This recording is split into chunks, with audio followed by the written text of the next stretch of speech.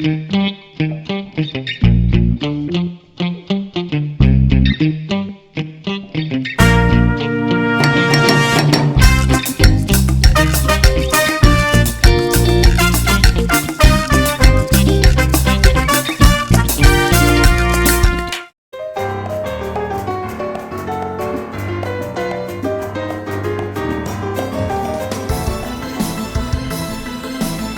is Alberto, and I'm a local legend.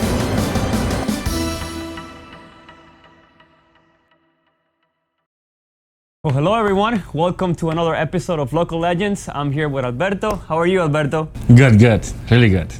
So, this is my second episode, and Alberto, I'm very excited that you're here with us today because everybody knows you in the Spanish community as the Cuban guy, right? La tienda del cubano, el restaurante del cubano. So I'm excited to introduce you to maybe that community out there that doesn't know who Alberto is and what services and you provide. So let me start it off by asking that question. Who is Alberto? Okay, I'm a Cuban guy who came to the United States in 2002. I decided to move because I thought about better opportunities for me and my family. So we moved from Cuba to Miami in 2002, and from Miami to Syracuse. Since then, we have been living in this city. So we started businesses 2011 to 2013. So we opened the first store that was called bodega, but most of the people knows like the Cuban store. So it was located in 1200 Burnet Street. And then years after, 2019, beginning of 2019, we decided to open this restaurant, which is we call Esquina Havanera. The name that we put to this restaurant is because I was listening to Willie Chirino at that time, trying to find a name for the local. I was listening Esquina Havanera, which is the name of the song, and then I was really impressed about the name of the music, and since I said, well, this is going to be the name that is going to put into the in the restaurant. So That's this great. is Esquina Havanera then. Yeah, so you actually answered one of my follow-up questions is when did you come to America? So that was in 2002, right? 2002, yeah. Now, We came from which part of Cuba are you from? Well, I am from Bayamo, Granma. That's a little bit far away from the capital of the island.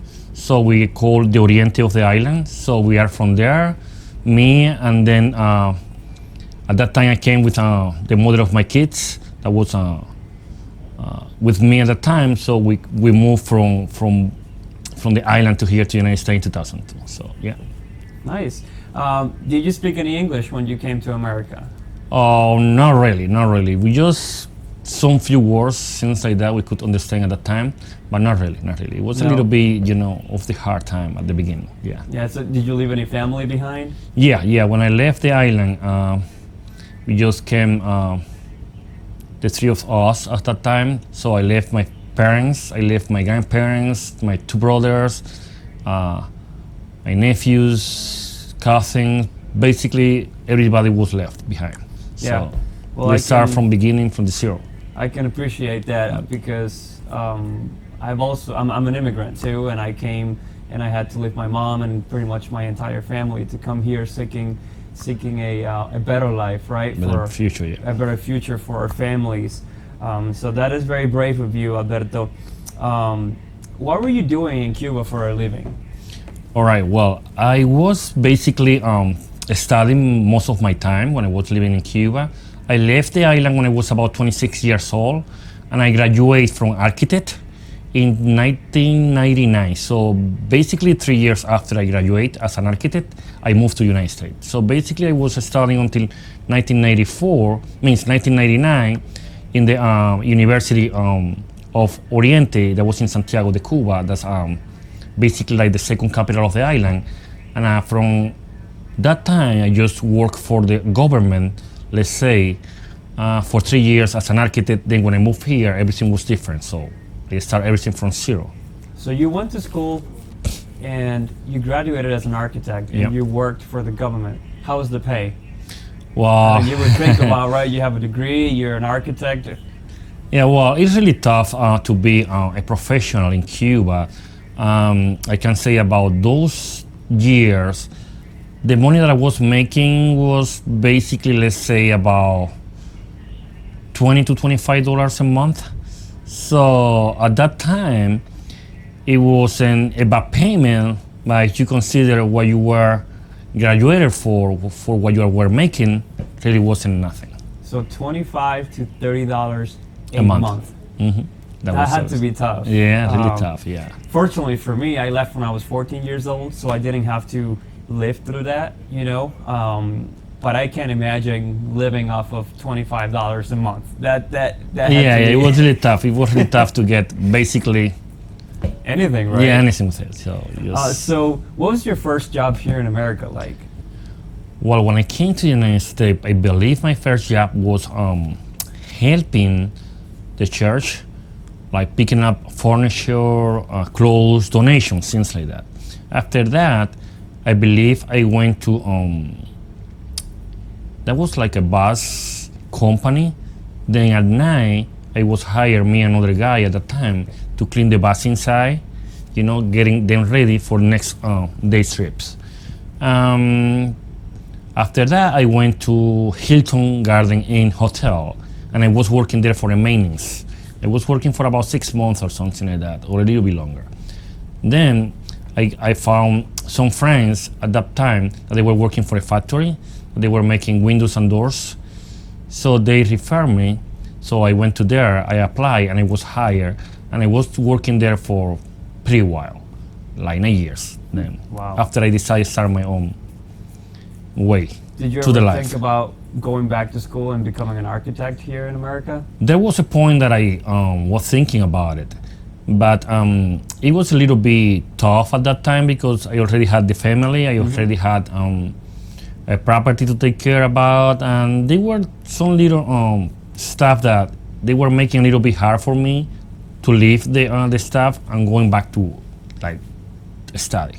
So I decided to find another way so I could be, you know, handle everything at the same time, like family, work, and any kind of separation. Yeah, so tell me about Tu Bodega. I mean, you said it was from 2011 to 2013, right? No, 2000. Well, between 2011 to 2013, we got into the building, we bought the building, and we were making all the repairs and all the sales for the store. We opened in 2013. I believe it was March or February 2013. So we closed Tu Bodega in 2019 in the middle of the pandemic. So it was around 6 to 7 years. 6 to 7 years. Yeah. What was that like to close the store?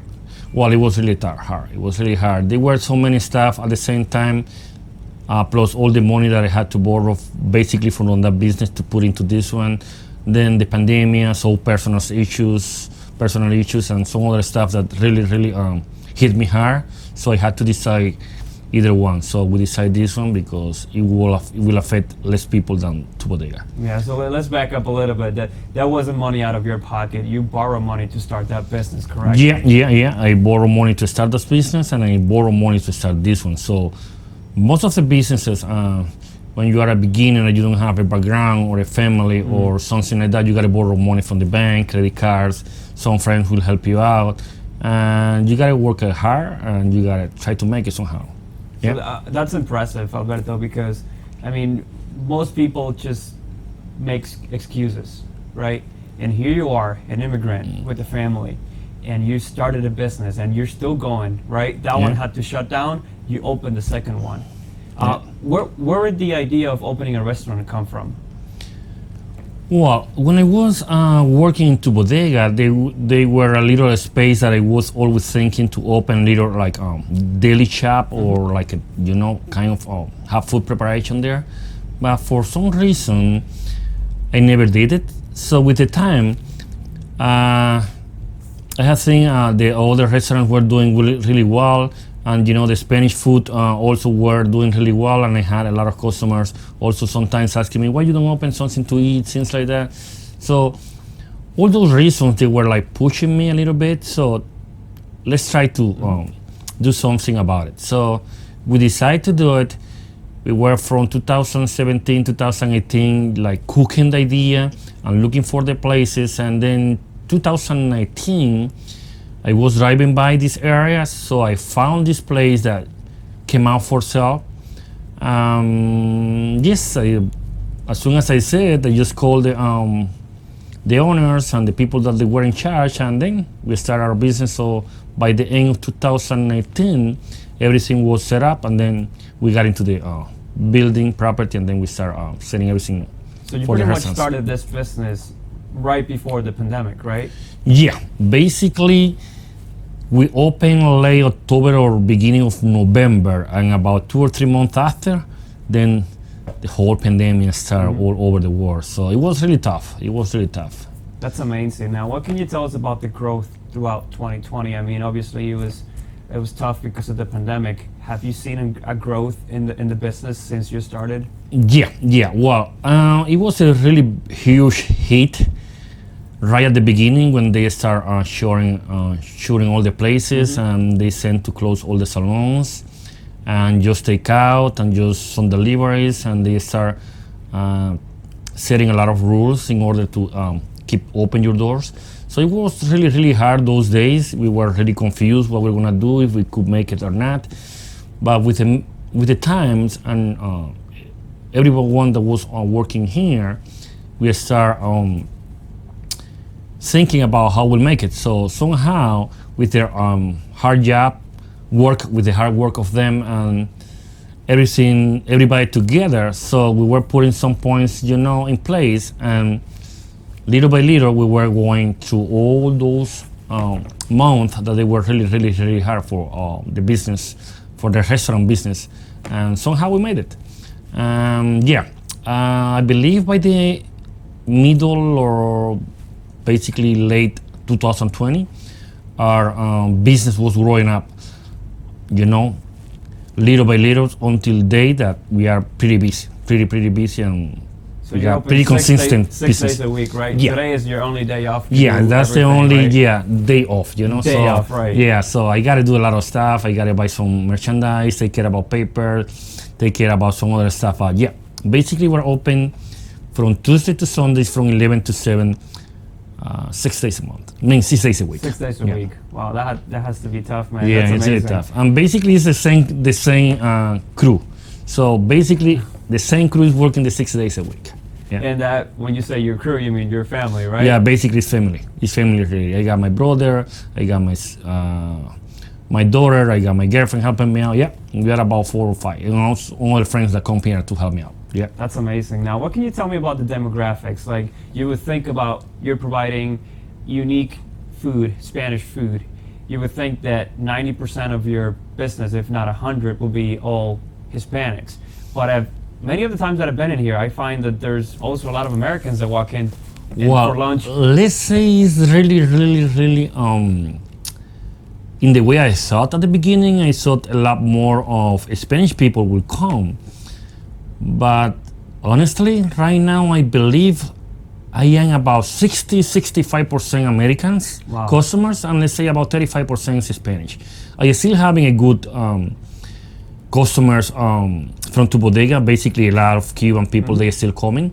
Most of the Cuban people, they come.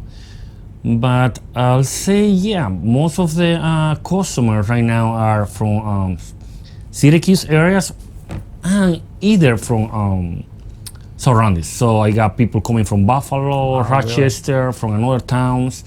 But let's say, right now about 65% of our customers are Americans. That's So, awesome. yeah, That's very which- impressive. So not which only is- from Syracuse, but also from the surrounding areas. People Yeah. are driving to buy your food. I mean, besides being cheap, it's the quality. You get the quality of like a homemade food, right? Just walk in, right, and you tell them, I need a white rice or yellow rice, and you just pick whatever you want. Yeah. For $10, I mean, you cannot eat how much food there is in one of those boxes. So I have the menu in front of me right now. What would you say is so special about this menu that people from not only Syracuse but from the surrounding areas are driving by here to eat? What would you say is a favorite plate? Well, there are some few places that they are really hard to find around here. And I got some stuff that the way we made it or we make it is pretty different from the regular way that some other Spanish restaurants do it right here in the Syracuse area. For example, right now we are pretty well known for the Cuban sandwiches. I got people coming from the Cuban sandwiches. They are really huge for the price that we are selling them. And what's in it? What's in the Cuban sandwich for those of you that may not know what a Cuban sandwich is? Well, the Cuban sandwich first. The Cuban sandwich, so far until I know, the kind of Cuban sandwich that we eat in the United States, they were born in Tampa, Florida. So basically, it is roast pork, ham, Swiss cheese, pickles, mustard, Cuban bread, and they are done in the hot press. That's the that combination and the hot press.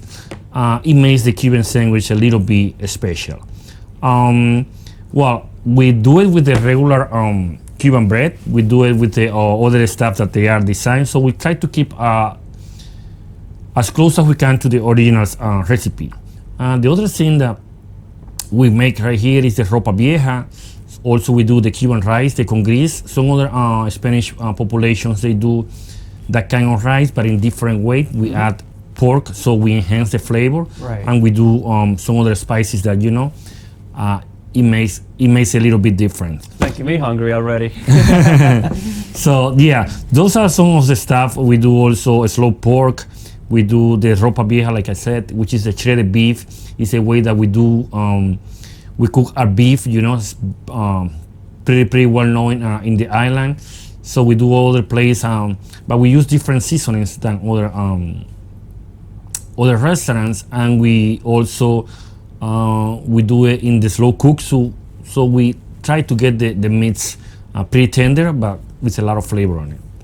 So what would you say would be, let's just call it the average price of, like when someone walks in through the door, what would you say is the average of how much they would spend? Well, they basically if they go for the regular plate, like the large we say it goes from $9.99, so they can spend from $9.99 to $13 plus taxes. That's the average. Full lunch. Yeah, that's for the full lunch, and so far no one has been complaining about the amount. Yeah, I mean, I was here last week, and I believe I spent about $60, and there was 8 of us that ate for $60, and that included drinks and even some desserts, because you have some special products that you cannot find on any other store, that you only have them here. Yeah, we got a lot of our products from a little bit far away. We go to different places, sometimes out of the state.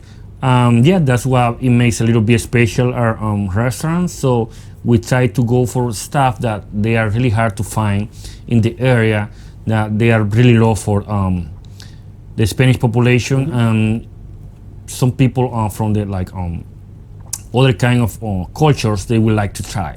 So basically that's the idea, to try to get some stuff that they are really hard to find in the area. People miss them somehow. That's awesome. So what is it like to work with your family 6 days a week, long shifts of time? Because I mean, it's not just the times that the store is open, it's before it's open, right? Yeah. And after it's closed, you still have to clean up. Yeah. And, so what's that like? Yeah.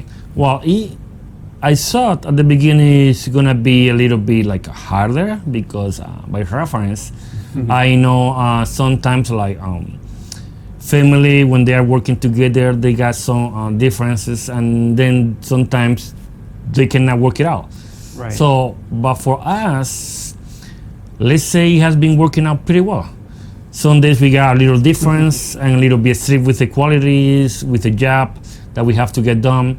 But somehow we have been making a good team. So it's really nice to have my daughter working with me. She has been here helping me from the beginning, from the day zero. It has been really nice to have her, have my brother working as a main chef. My girlfriend helping me out, and yes, everybody's working hard. Somehow, some days we got a little difference, but basically we are everybody happy of being working together, and we help each other somehow to go through. That's a good example, right? 'Cause you're setting for your kids to work as a team, work as a family. Yep. We're all in this together, right? So I really admire that about you, Alberto, and that is awesome. Do you have any plans for expanding in the near future? I know this is a pretty young business, but I was on Google and you have over 130 reviews already and 4.8 average. So you've seen a huge growth in just 2 years, right? 1 year, 1 year and 2 or 3 months. Yeah. Right. So, I mean, you have any plans of expanding in the near future or long term? Well, maybe in the long term. Yeah. Right now, in the we have to set up some other stuff that we have to get done. We have to try to work some things out. Maybe in the future. Yeah. Maybe in the future, we might be planning. Yeah, go through bigger scenario. So, but right now, we are fine the way we're doing, and we are trying to go through all these hard times because the restaurant business nowadays is not really a good area to be investing. It's really tough for a lot of restaurants. Some of them they have been closing. Some of them they are barely making it. And right now we are just in the situation that we are gonna wait and try to get stronger right here. Just let's see what the future have for us. That's amazing. That's amazing. Yeah, I mean, like I said, it's still a pretty young business. Yeah. But you've done a tremendous job here. You and your family are doing great. So let's see. I think that's it for me. I may have a couple more questions for you. So do you, obviously we cannot offer dine-in right now, so it's only takeout. Do you offer delivery? Yeah, we got right now delivery through DoorDash, Uber Eats, Grubhub. Okay. Those are our main deliveries that we are working with. They have been doing pretty well for us. Sometimes we are so overwhelmed that we have to start shutting them down because it's too many orders coming at the same time. But basically, yeah, that's our mainly delivery services that we got. Yeah, they have been working pretty well. Takeout and delivery. And delivery, yeah. Also, we do some catering for our families. We have been doing also some food for jobs, for some other places, for weddings. We have been doing pretty busy. You know, we are being pretty busy between takeout, deliveries, and catering. So far, it's going little by little, growing up. So Alberto, what do you like to do in your free time? I mean, I know you don't have a lot of free time. I can't talk about free time right now. So we are so busy, focused on trying to get out of all the things that we put in here, all the investment, all the debts that we create, making the business. But when I used to have free time, and I wish I can go back to that time too. Yeah, vacation. That's what I love the most. Vacation. Go out on vacation with the family and friends. That's my really hobby that I got. Yeah. What about sports? Any sports? Well, I used to play a lot of sports, or some kinds of sports when I was younger. But right now, I just like to walk, in the woods or in the parks, camping, things like that. But not really like physical sport. I just try to eat a little bit, not so much, so I can try to be as healthy as I can. Sometimes, yeah, it's like, let's say by seasons. Sometimes I want to go to gym or work out a lot, but then days after I say, wow, that's too much for me. Things like that. But well, yeah.